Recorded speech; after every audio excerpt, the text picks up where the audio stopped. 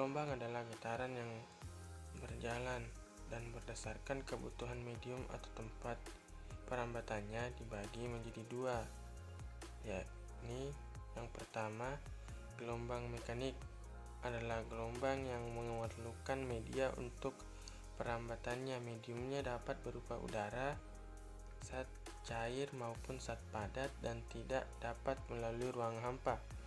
Sedangkan yang kedua adalah gelombang elektromagnetik, adalah gelombang yang tidak memerlukan medium untuk perambatannya.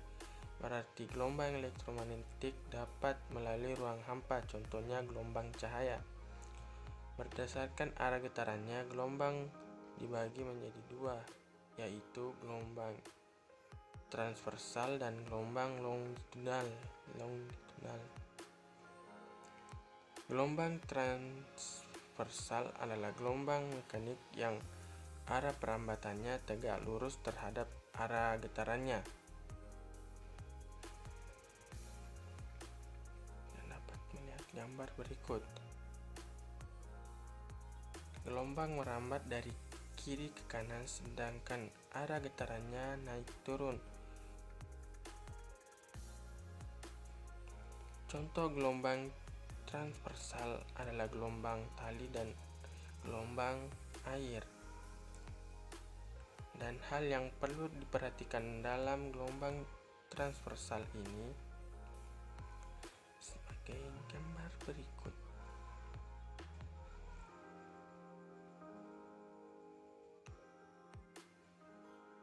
Dan yang kedua yaitu gelombang longitudinal, adalah gelombang mekanik yang arah perambatannya sejajar terhadap arah getarannya. Contohnya gelombang bunyi. Cepat, rambat, dan panjang gelombang dan terdapat rumus yang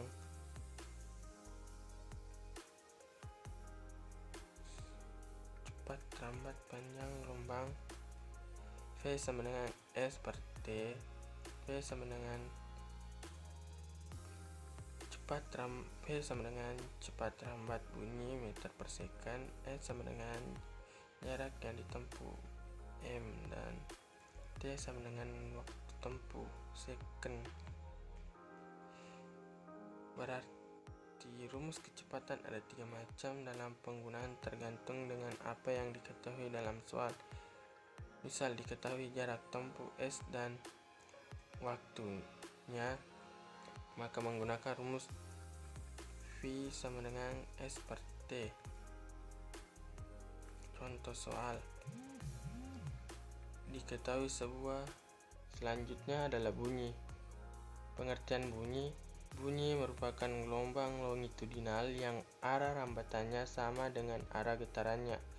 Bunyi dihasilkan oleh benda yang bergetar. Syarat terdengarnya bunyi ada 3, yaitu ada sumber bunyi, ada medium atau perantara, dan ketiga indera pendengar. Dan rumus cepat rambat bunyi adalah jarak yang ditempuh oleh bunyi tiap satuan waktu. Kecepatan rambat bunyi dinyatakan dengan rumus sebagai berikut. Selanjutnya berdasarkan jenis frekuensinya. Ada 3, yaitu infrasonik adalah bunyi yang memiliki frekuensi kurang dari 20 Hz. Bunyi ini dapat didengar oleh anjing dan jangkrik. Yang kedua, autosonik adalah bunyi yang memiliki frekuensi antara 20 Hz sampai 20.000 Hz. Bunyi ini dapat didengar oleh manusia. Ultrasonik adalah bunyi yang memiliki frekuensi lebih dari 20.000 Hz. Contoh soal bunyi. Bunyi dengan panjang gelombang 1,5 meter memiliki kecepatan rambat sebesar 330 meter per second. Dapatkah bunyi tersebut didengar oleh telinga manusia normal? Pembahasan. Mencari frekuensi terlebih dahulu. F sama dengan 330 per 1,5. F sama dengan 220 Hz.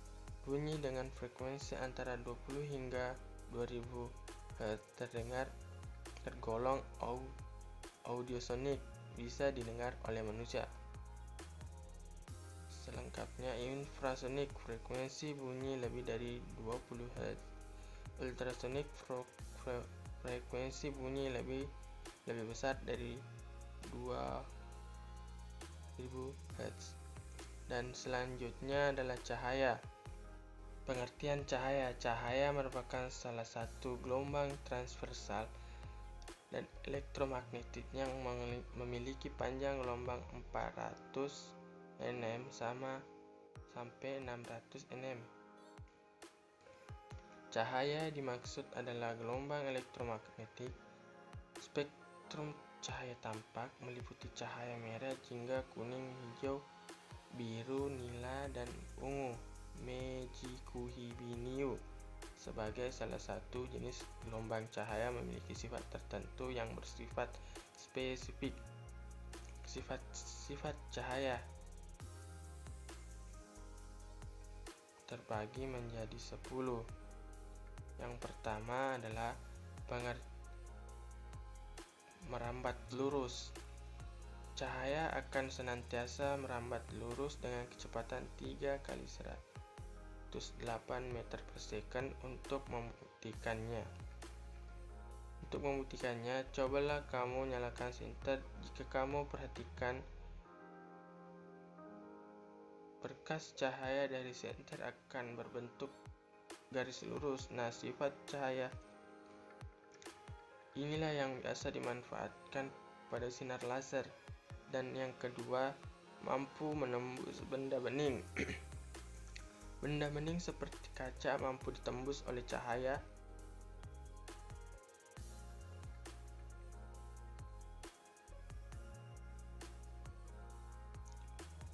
Cahaya yang masuk melalui benda bening akan diteruskan sepenuhnya, artinya tidak ada yang dipantulkan. Ternyata sifat tersebut dimanfaatkan untuk membuat lampu. Jika kamu perhatikan, bohlam memiliki permukaan bening sehingga cahaya lampu bisa diteruskan ke ruangan. Dan yang ketiga, mengalami pemantulan, refleksi. Saat melewati suatu penghalang seperti kayu, tembok, atau besi, cahaya tidak akan diteruskan, melainkan dipantulkan berdasarkan bentuk pantulannya. Pantulan dibagi menjadi dua, yaitu pantulan teratur dan baur. Pemantulan teratur terjadi jika seberkas cahaya melewati benda yang permukaannya rata, misal cermin, sedangkan pemantulan baur akan terjadi jika seberkas cahaya melewati bidang yang tidak rata, misalnya kayu, batu, baja, dan sebagainya. Dan sifat yang keempat yaitu mengalami pembiasan atau refraksi.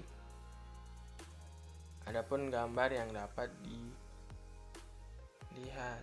Nah, terlihat jika pensil seolah-olah patah.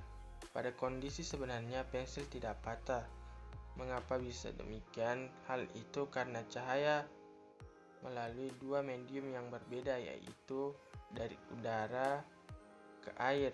Seperti kamu ketahui bahwa air dan udara memiliki indeks bias yang berbeda. Jika seberkas cahaya melalui dua medium yang berbeda indeks biasnya, maka kecepatan cahaya juga akan berbeda.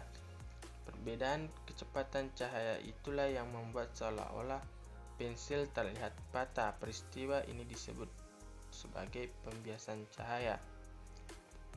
Dan yang kelima, mengalami penguraian, dispersi. Fenomena langit yang sangat indah itu tidak setiap waktu bisa kamu lihat, namun kamu tak perlu khawatir karena bentuk pelangi tidak lepas dari sifat cahaya yang disebut dispersi. Kamu juga mampu membuat pelangi dengan memanfaatkan sifat tersebut. Dispersi merupakan peristiwa terurainya cahaya polimetrik putih menjadi monokromatik merah ungu. Pelangi dihasilkan oleh adanya peristiwa dispersi cahaya matahari yang bersifat polikromatik, dibiaskan oleh tetes air hujan yang ada di atmosfer dengan sudut yang berbeda. Akibatnya, warna polikromatik dari cahaya matahari akan terurai menjadi monokromatik. Nah, warna-warna monokromatik tersebut nantinya akan memantul di belakang tetesan air hujan yang berbentuk seperti dan membentuk pelangi. Untuk percobaan sederhana, kamu bisa menggunakan prisma. Dalam percobaan prisma seperti gambar yang tertera terbilang cukup mudah. Kamu cukup menyediakan prisma bening, lalu tempatkan di bawah cahaya matahari, lalu amati warna yang terbentuk. Dan selanjutnya, yang keenam, mengalami pelenturan. Difraksi. Difraksi adalah pembelokan arah rambat cahaya saat dilewatkan pada celah sempit. Cahaya yang terdifraksi akan membentuk daerah gelap dan terang. Dan yang ketujuh, memiliki energi. Saat kamu berjemur di terik matahari dalam waktu yang cukup lama, apa yang akan kamu rasakan? Tentu kulit terasa panas. Panas atau kalor yang diterima kulit menunjukkan bahwa cahaya memiliki energi berupa energi kalor.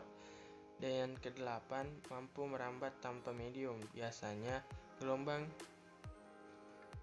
bisa merambat jika ada medium, contoh gelombang tali yang merambat karena ada udara. Lalu bagaimana dengan cahaya? Hal yang cukup spesial bagi cahaya karena mampu merambat di ruang hampa sekalipun, contoh cahaya matahari yang sampai ke bumi. Untuk sampai ke bumi, cahaya matahari harus melalui ruang hampa di luar angkasa. Jika cahaya tidak merambat di ruang angkasa, matahari juga tidak akan pernah bisa sampai ke bumi. Dan yang kesembilan adalah bersifat dualisme. Cahaya bersifat dualisme artinya bisa disebut sebagai gelombang maupun partikel. Mengapa demikian? Cahaya bisa disebut sebagai gelombang karena memiliki panjang gelombang. Meski demikian, seorang ilmuwan asal Amerika menemukan bahwa cahaya tersusun atas partikel. Hal ini dibuktikan dengan tumbukan antara partikel penyusun cahaya dengan elektron. Dan yang terakhir adalah 10. Dipancarkan dalam bentuk radiasi. Radiasi merupakan energi yang dipancarkan dalam bentuk gelombang atau kalor. Tak heran kamu akan merasa panas saat bersentuhan dengan cahaya, baik cahaya matahari, lampu laser berdaya tinggi, dan sebagainya. Adanya radiasi ini seolah membuktikan bahwa cahaya memiliki energi dan bentuk panas.